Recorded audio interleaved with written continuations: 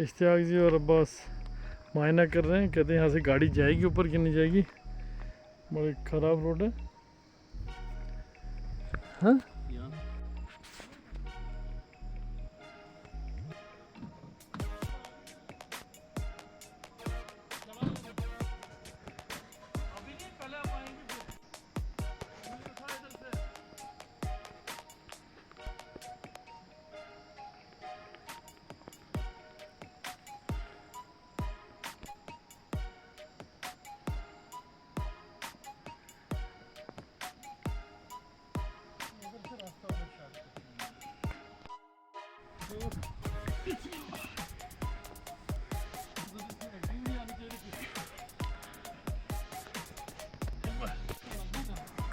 चढ़ाई में हम चढ़ रहे हैं, मैं और इश्तियाक जी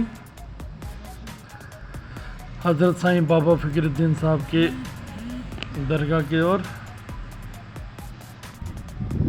अभी पहुंच गए हम ये दरगाह के बाहर।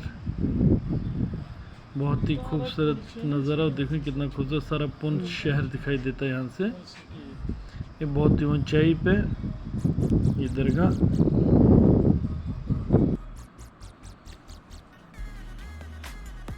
दरगाह से ये व्यू, इतना अच्छा व्यू आ रहा है।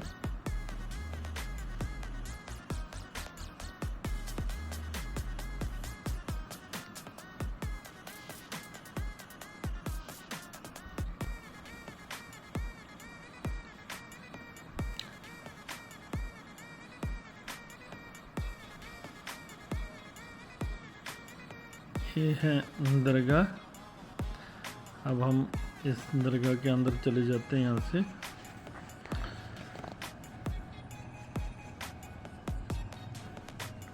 अब हम दरगाह के अंदर चले गए। हज़रत साईं बाबा फ़कीरुद्दीन साहब की यहाँ पे आरामगाह है। अभी इसको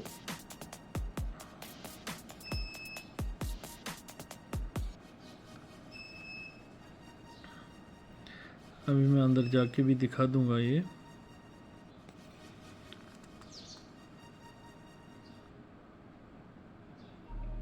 यहाँ पूरी हज़रत साईं बाबा फ़कीरुद्दीन साहब की फैमिली है इस जगह पे। सारी जितनी भी आपको कब्रें दिख रही है इन्हीं की फैमिली की है।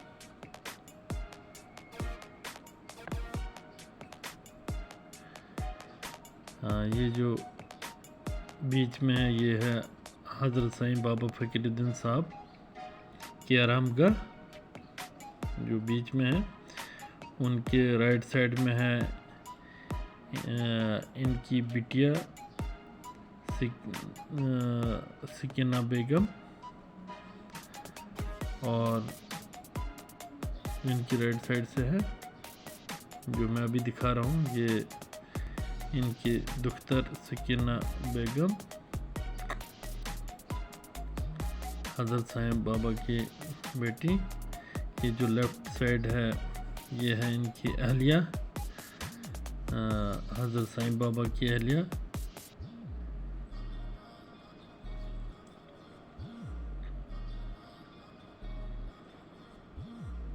इसके आसपास भी बाहर से भी बहुत सारी कब्रें हैं। अभी ये इश्तियाक जी और अब्बास जी यहाँ पे फातिह पढ़ रहे हैं।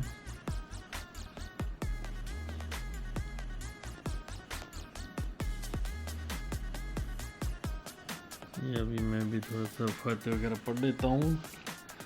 लेकिन यहाँ के लोगों को ज़्यादातर मुझे लगता है ये जगह मालूम नहीं है, क्योंकि अब बहुत कम लोग यहाँ पे आते हैं। और सड़क की जो हालत है, सड़क तो बिल्कुल समझो ऊपर तो ना होने के बराबर ही है। अभी हम अंदर दरगाह से निकले, ये हम इस साइड से जाते, लेकिन इसका मेन रास्ता ये है आगे से, हम उस साइड से चले गए थे।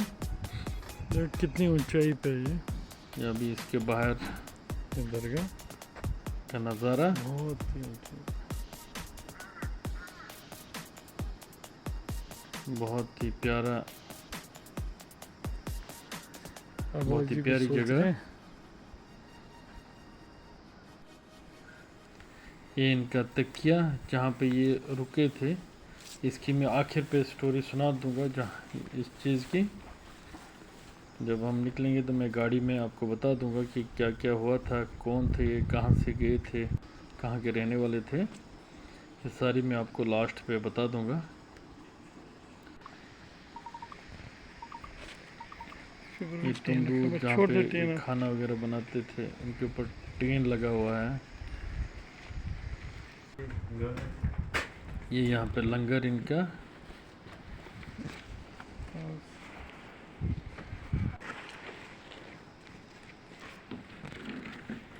यहाँ पे जो भी आते हैं यहाँ पे अभी हम निकल चाय या खाना खाते हैं। दरगाह से वापस पहुँच की ओर अभी तैयारी है, बस पहला कदम ले दिया, तीनों निकल रहे।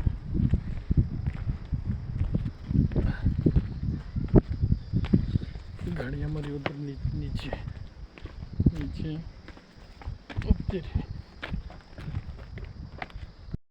ये रोड हमने उतराई में उतरना है इसमें इधर से।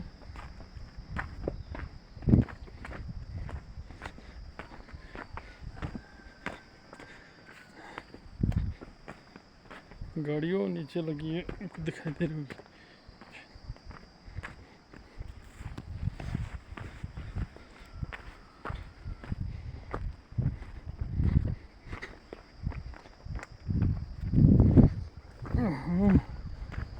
से वापस निकल रहे हैं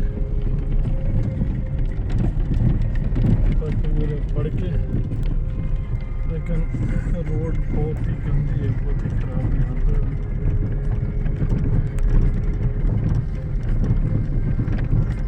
दरगाह का बहुत कम लोगों को पता है।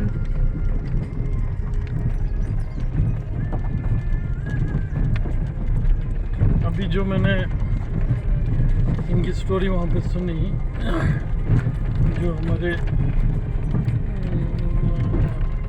जो नाम बोला था, भूल ही जाता है नाम, साईं फखरुद्दीन साहब की, जो मैंने वहाँ पे इनसे, जो वहाँ की उसकी नवासी थी, उनका घर भी वहीं है, उनके बारे में सुना। कहते हैं कि ये बेसिकली महेंद्र के रहने वाले थे। तो रमज़ान में कहीं वो शहरी के टाइम में बाहर निकले तो पता ही नहीं चला, फिर कोई 36 साल 36 ईयर्स ये जंगलों में ही रहे। उसके बाद ये बांडीपुरा चले गए, नागा साहब, बाबा नागा साहब के पास। वहाँ पे उन्होंने 11 साल तक तंदूर जलाया। 11 साल जब तंदूर चलाया, उसके बाद एक दिन से तंदूर जलने नहीं लगा, तो नागा साहब ने बोला कि फखरे नहीं जल रहा है, तो कहते उसने कोई जवाब नहीं दिया। दूसरे बार फिर बोला फखरे नहीं जल रहा है, तो कहते इसने फिर भी जवाब कोई नहीं दिया। तीसरी बार बोला कि नहीं जल रहा है, उसने बोला नहीं। उसने बोला फिर नागा साहब ने कि आप निकलो, अब अपना तंदूर जला लो। उसने थोड़ी सी चाय दी और जाए नमाज दी, इसमें नमाज वगैरह पढ़ते। तो